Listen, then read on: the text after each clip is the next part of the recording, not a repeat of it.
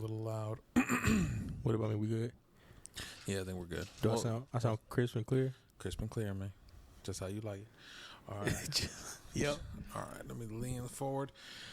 We're the first time recording with the camera, Yep. not the phone. So it's gonna be interesting. Look, this is how I feel. We sexy regardless. It is what it is. We doing great out here. Right. Right. I don't got the beard, so I can't hit the face. But How the kids are doing that today? yeah, we doing. Shit. Yep. All right, man. So, Dr. Fauci says if you criticize him, you're criticizing the science because he is the science. He's not a scientist. He's not a competent doctor at this point, bro. He's not like. Well, he's literally not a scientist. So what gives him that right to say that? That's bold. Yeah, that is bold. So he says he's the science. My man Kyle beat the case. Shout out to my boy Kyle. That's what I'm talking about. Getting rid of evildoers. There was retribution for that, though, for the Black Lives Matter activist who drove through a parade in Kenosha. Yeah. Killing 6 people, injuring, I think it was 15 children, 14 adults, or 16 children, 14 adults. Yeah, it was pretty bad. What else? My blood burns. We just need to kill a lot of niggas. Twitter CEO is stepping down. What else? There's a few things. So we'll go on. We got a 30-minute cap because we're using the camera today anyway. So let's get to it, man. Yes, sir. So, good sir. Dr. Fauci and his new lockdown measurements, or him condoning or advising, whatever the fuck he's doing. Yeah. That they're now thinking about new lockdowns. Because of the new variant? Yes, because of Omicron. Omicron, whatever the fuck. They're making up great names. Voltron. Making like bad guy names and shit, like DC bad guy names for viruses now and shit. Like, well, what I heard, because you know how you go through, they're going through the Greek alphabet, right? Delta, Alpha, whatever, blah blah blah. Yeah. So the one before Omicron is like G or something like that. Okay. But it sounds like G, like XI. Yeah. But it's really spelled somewhere else. Like GH or something like that? Something like that. But they were saying that they don't want to use, or he was saying that they don't want to use that one because it refers to like Xi Jinping in China, where the virus started. Oh. So they went to Omicron. So that's stupid. So now we care about how China feels and shit. Why they out here locking down their own tennis players and shit. Like, Germany is now locking down the unvaccinated. I don't know if you heard about that. I think it's Australia. Australia for sure. Is putting people in camps. Yeah, you heard about that one? That's a country of criminals. So they do like that all the time. I mean, I don't know. You would think that they're a country of criminals, so they'd rebel. I mean, and a lot of them are protesting and rebelling. Right. But they got camps, bro. Like, they literally have COVID camps. Meanwhile, do you see what's going on like the Netherlands and stuff like that?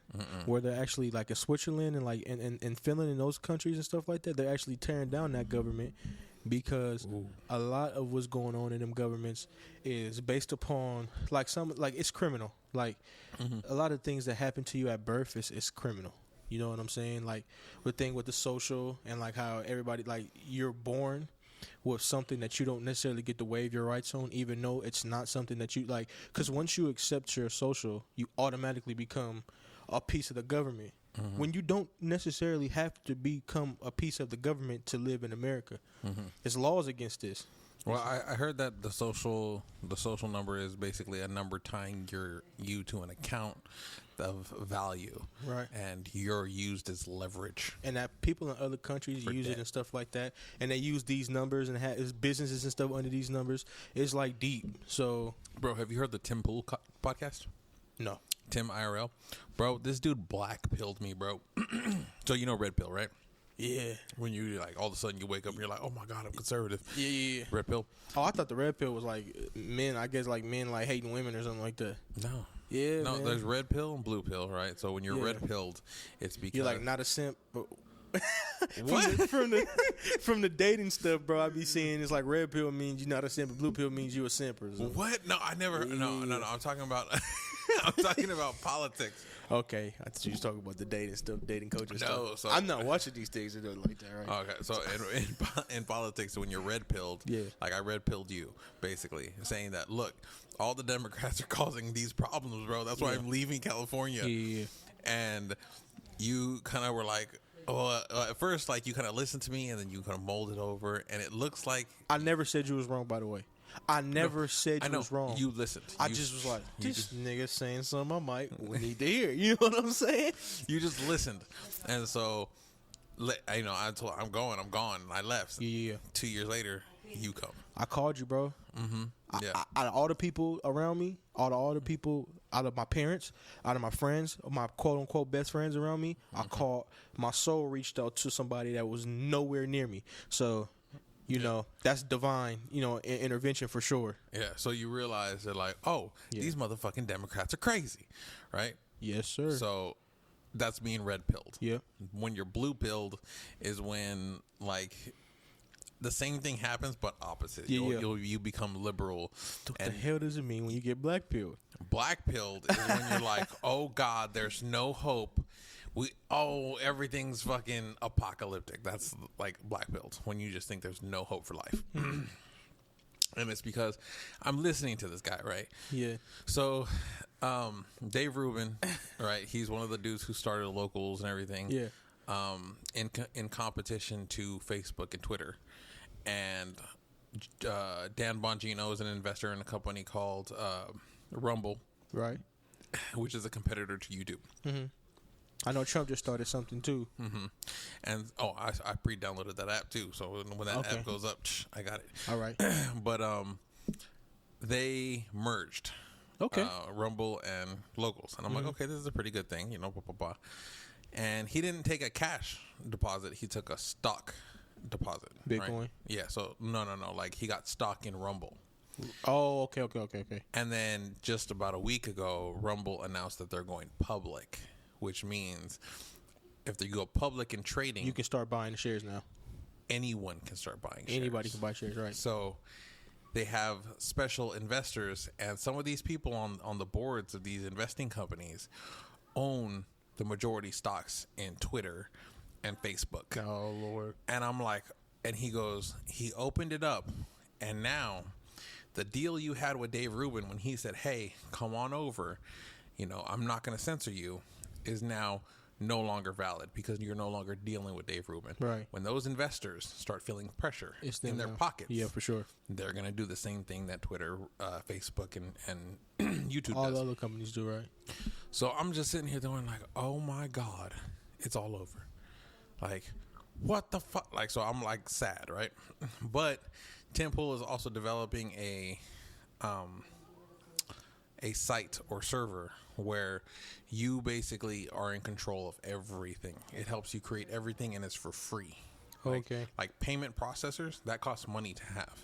So when you have a website and you're paying for the website and you have a subscription model, yeah, you need a payment processor. It's like a GoDaddy.com or I don't know the sites that are the payment processors, but like basically, like, okay, so like in Locals, you have local money, right? There's Locals coins. Right. You buy those Locals coins and you give them to people you support, and so you can comment on their stuff or see private stuff that's only like stuff. a Patreon. Like, yeah, okay, like that. Like it's exactly like Patreon, right? Yeah. So he's creating this whole thing to where you have control of the Patreon, and it's free, and it's yours, and it's free. Yo, that's powerful. So he's doing this, right? For the content creators, really, huh? Yes. Right. So Tim Pool's doing this. Like, I really recommend you listen to his podcast. Okay. This dude dives so deep, bro. Like, he dives so deep, and he black pills you, but then on the other hand, he'll be like, look, but I'm doing this and this and this, because he's leftist on economics. So he believes in everyone should be able to get things for free. It shouldn't be centralized to where people have control over you. Right, because that obviously that makes people more hungry and more, it's I can understand. And it kind of controls the poverty and what people in poverty do. So I understand that. And he's also hardcore capitalist, which means free markets for everyone. Let the market decide on what it does. Don't let the government decide on what the market should do. Right? Okay. And so he's creating all this because he thinks in the next 7 years, 5 to 7 years, Rumble and Locals is just going to be the next Twitter and YouTube. Really? Yes, that's what he believes. So he's really blackpilling me, bro. I'm like, oh, there's no hope. But then he also gives you the, hey, this is gonna be up next year, blah blah blah. So he's like developing the, for sure. It's all the, what's it called? I mean, we're like in the beginning stages too. So we could get what we can get in these next 5 years, 6 years, and yeah. Well, that's what he's saying. He's saying that it's because what Dave Rubin is right now is you only get banned or kicked off if you are literally breaking the law. So right. If you're planning riots, crimes, right. And anything breaking the law, you're off. Right. But you can go on there and be like, I don't like black people. I'm talking. Yeah, but you can say what you want to say. You can say what you want as long as you're not really intending to cause harm or really planning out crimes. Right. Fair. About as fair as you can get. Yeah. So, but he's saying that. But Temple was saying that if you have investors now, they control it, and you can say you have majority control, but if those investors are constantly hounding you, you're eventually going to be like, I'm done, and relinquish it. Money talks, bullshit walks. He says because he's seen this constantly. This is how it all starts. Yeah, business, yeah. So once you go public and then people buy the majority of the shares or have majority of the shares, they dictate how the company goes. Yes. And when it's their bottom line, you got to go with the bottom line, obviously. Yeah. So I was sad, but I'm also like, okay, like we're good. And on top of that, it's unlike the other companies, they're forefront about it. Like they're actually talking about it. Whereas like YouTube and Twitter, they're not going to necessarily tell you that, okay, we just went public. Other people are going to basically control the site from here on out, but keep on doing what y'all doing, and then we'll hit y'all with what we hit y'all with down the line. At least they're a little bit forefront about it, and unless you're in that realm where you know about stocks and all of that, and you check and see what companies go public and check who has what and majority shares and everything like that, then you know. But if you didn't know, most people who don't really pay attention to that type of stuff, you one day posted something on Twitter, and then your Twitter account got suspended for a week. Yes. So. And all right, so next, the boy Kyle beat the case. That's what I'm talking about. The Kenosha hat trick. A good old white on white crime. White on white crime. Don't got nothing to do with white me. Crime. Have you heard that song? Nope. White Crime by Lil Dicky. Nope. Oh, bro, it's hilarious. You should listen to it. I have no say so on this. You have no say so? I believe. Go ahead. A great man did a great thing for the people. Bro, I was out here like he's doing God's work, and a family member of mine was like, "How do you know that's God's work? How do you know that's God's work?" I'm like, "Okay, look, okay, look, you go out. Yeah. The only 3 people that attack you are a woman beater, a child molester, child rapist, for sure, and what was the other guy? Beat his wife." Beat his wife, raped kids, and the other dude beat his grandma or something like that, or like attempted strangulation on his grandma or something like that, something crazy. Yeah. You're gonna tell me the only 3 people he shoots are those 3 are sickos, and you're gonna tell me that's not God's work, bro? God works in mysterious ways. God touched every bullet that hit them fools. Didn't hit nobody else. My man's under pressure though. People don't understand, man. Pressure makes everything 1,000 times worse. And I showed you that meme, bro. The only difference between Kyle and LeBron is Kyle don't miss under pressure, bro. He's not missing under pressure. But like you said though, maybe this was God's work. This was meant to get them sickos off the streets, and one of them to be hurt, a couple of them to be hurt, and one. And it's not even like it was like, all right, one time. Like even if you were like, all right, you get 1 free kid, yeah, bro, 5 kids, bro, ages 9 to 11. And he shot that, and then you got people of my skin complexion saying, white supremacy. What, bro? What? I actually seen on a lot of social media. I've actually seen people being fair though. This was a lot fairer. A lot of people are like, "Hey, I didn't see the videos. I think I was wrong." Like, I disagree with the Republicans and conservatives, but I think I was wrong in this case because he only shot people after he was attacked. And there were nobody black. And this is for the black people. This is not for the regular individual that's not black, that's just like automatically going with what they seen. This is for black people. What is our problem with this? damn, y'all care about everything, but so and so just killed old dude who left the club yesterday because he was wearing a blue hat. Like, shouldn't we care more about that? Then what the hell? That's their business. Let that man do what he do. He did that for a reason. You don't know why he did that, boy. Dude was, what, 18, 17? Mm-hmm. Let that man do what he got to do, man. So, and then the other misconception is that he shouldn't have been allowed to have the gun. The law in Kenosha legally is that legally it's for, I think it's a loophole for hunting. It has to be a loophole for hunting. It's a hunting, right. You can open carry a rifle that is longer than, I think, 26 or 24 inches. Mm-hmm. So he met the criteria. For sure. It was longer than that. It wasn't. If it was a pistol, he would have been. It'd have been a different story. For sure. And that's in most states, really, though. Yeah. So the idea that he shouldn't have had the gun is off limits. The only thing that is wrong is that there was a straw purchase because his friend bought it for him to hold on to it until he turned 18 to give it to him. So that's a straw purchase, and his friend's being convicted for that. I mean, they had to get somebody. The media wanted them to get somebody.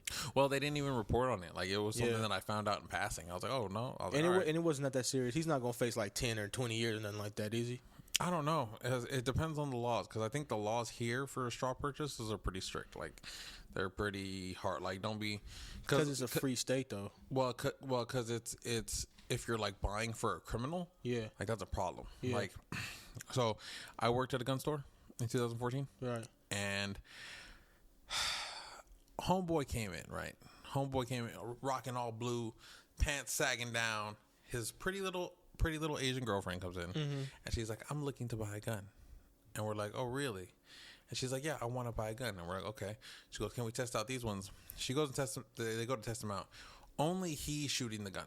She's not touching it. She's just kicking back, just watching.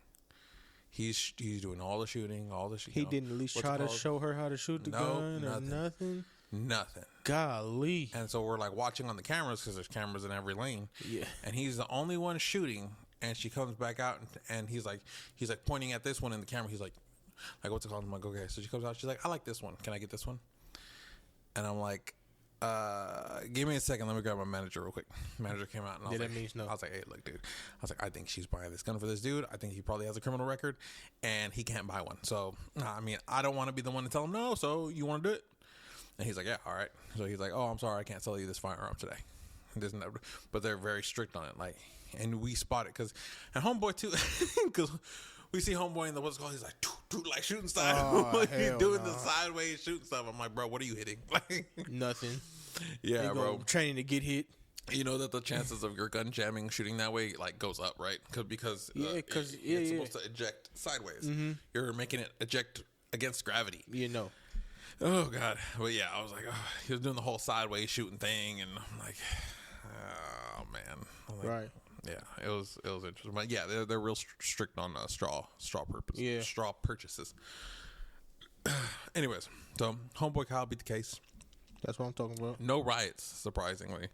There was an incident though. A BLM dude drove a car or a Suburban through a Christmas parade. I don't know if children were killed. I know they were for sure injured. My guess is children don't hold up too well against Suburbans, so probably some of them were killed. And the media play it as a car drove through. Like, no mention of who was in the car or anything after they found out who it was. So, yeah, as soon as it came out that he was a Black Lives Matter activist, there's 3 articles. I'll post them in the pictures. But there's 3 articles from, I think it's CNN, the New York Times, and the Washington Post, I believe. And they all say, after what's it called? People mourning after deadly vehicle rolls through the parade. Another one said after a Suburban rolled through a parade, and another one said after a something, just basically generic vehicles type stuff. Now see, no mention of the person or anything. But if you go to the Charlottesville, remember when that white supremacist dude rolled through they knew it. They plastered his face everywhere and threw his name in every article. It was no a Dodge Charger or whatever the fuck he was driving rolled through the crowd. It was a white supremacist dude rolled through the crowd. And I think we're at the point now too that what's his name? You ever seen the movie White Chicks? Yeah. You know Terry Crews? Yeah. Okay. I think we're at the point now that he was warning about. He said you got to be careful because there's a certain point where you reach where you're at black supremacy. You're not at you're not at equality anymore. You're at downright black supremacy. You need to be careful. And see, this is why I was about to. Can I go? I'm about to go, run. Bro. Go. We only got 10 minutes. Go. This is where I get mad at. I get mad at the fact that when the media preaches hate, or when the media throws a narrative out there, and you get dumb, dog-minded niggas willing to follow anything that's given to them, it's like hate is breeding hate, right? Mm-hmm.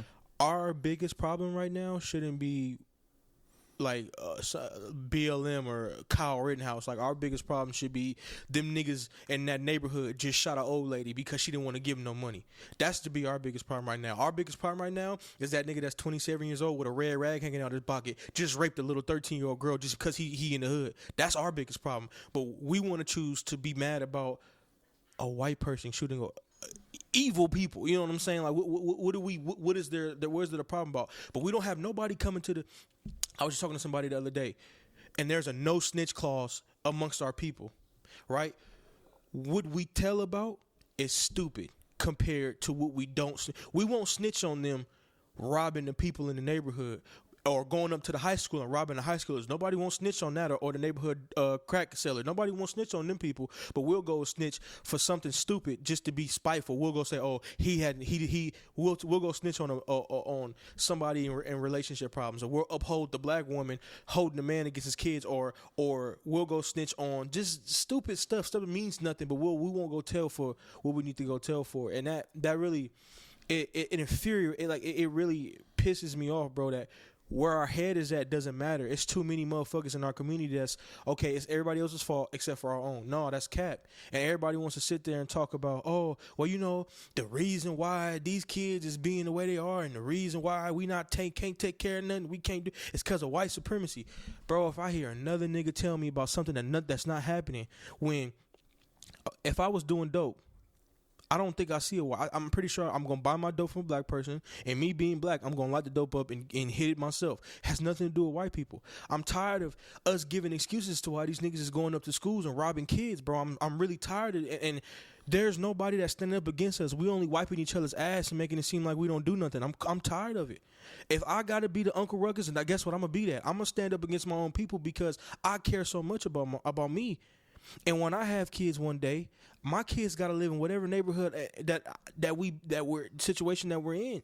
And I would hate for them to feel like they only feel good around people that are not their own people. That's a sucky feeling, bro. Mm-hmm. When you around your own people and the only thing they can see, all they want to do is be a part of the damn victim Olympics. And bro, I'm tired of it. Stop wanting to be the victim. We want to be the damn victim so bad to where we think it's okay to go kill kids, bro. Go kill kids because somebody else had to protect themselves. Think about how sick and warped in your mind you have to be to think that's a cool thing to do. Mm-hmm. Because a 17-year-old had to protect herself against adults that do sick shit on their pastime, bro. That's weird. And if it was me, I want to kill that nigga, huh? I'll say it. They don't want to say it. I want to kill him. I'll kill him. Fuck it. I don't care. All of them. I want them all out the way because they're doing worse to us than any other organization and anything could ever do. Because once I did my history and once I'm actively doing my information, I'm getting information on what slavery was and why people were getting hung and things like that. I'm realizing, okay, the numbers are played up on everything. It's not as bad as it was told in movies. It's not as bad in real life than it was told on movies, on 12 Years a Slave and all these other movies and all these other books written by people that want to make it seem like one way, but it really wasn't that way. Now, if we talk about the numbers of gangbangers killing black people, now we talking about now we're talking about real realistic facts numbers, and they're high. Mm-hmm. When we talk about black versus black hate, and not every neighborhood hate each other. That's true. But there's a certain type of hate that's not being Like that's not looked upon as something serious in our community, and that's my problem. And I'm tired of everybody wanting to blame everybody else. I'm tired of it, bro. I'm tired of hearing black moms say Karen when they know better than Karen, or whatever. I guess you can call them Shaniquas. I'm tired of it, bro. So, yeah, that burns me. I feel it, bro. So you gonna run and hit kids now? Like this is the mindset of us now. Like, come on, bro. That's sickening. Look, I'm gonna stand against us. Well, I mean, all lives matter in my view. Well, I mean, you're including everybody. That's the thing. I mean, you're including everybody. How about that? All lives matter includes everybody. How about that one? You know what? A white person opened the door for me, probably because he's racist and doesn't think I can open the door for myself. Right? Fuck out of here. Doesn't think you can get an ID. He had his baby in his hand and he opened the door for me. Damn. Yeah, bro. I hate white people. If you guys don't know, I'm being sarcastic, but nah, that's sick. Yeah. Thank you, white person, for opening the door me with your baby in your hand, because I wouldn't have did it for you because I had my baby in my hand. You a better person than me, and I'm okay with saying that. Yeah, bro. I mean, we're at that point. Like I said, that Terry Crews, he was warning about it, and we're kind of at that point. But we can't get there yet because right now it's gay supremacy. So we're not bigger than that. Beast. That's true too. That's true too. We had all kinds of supremacy except for white. White supremacy right now. Yeah, white supremacy is on its decline. I would hate to be a white male. Oh, a straight white male. A broke straight white male. Exactly, dude. You ain't got nothing. Nothing, bro. Oh my god. But yeah, what's it called? What was I gonna say? I lost my train of thought. Who was it? Terry Crews, and then I was gonna say a lot of the Black Lives Matter stuff. It's not so much about lifting up black people. It's just about tearing down white people. It's not about helping anybody. It's about hurting the other. Narcissistic propaganda. And if you look at it, that's when they say, because I've always said it's communist propaganda. It's Marxist propaganda under a racial framework. That's 100%. They were taught under Marxist. Because Marxism and communism, it's all about tearing down. It's never about building. And there's never a solution to the problem. There's just always a problem. It's perpetual conflict theory, perpetual conflict. Right. Nothing's ever what's called you have to burn everything down. It's not that they love the poor, it's that they hate the rich. That's all it is. No solutions. You hear everything but a solution. Mm-hmm. And once you do have a solution, now you're the problem. Exactly. And that marks 27 minutes, so we only got 3 minutes. Boom. We're going to cut this into two parts. Part 1 is done, and we'll be getting into part 2 in a second. We did good. All right. Peace, y'all. Peace. Part 1.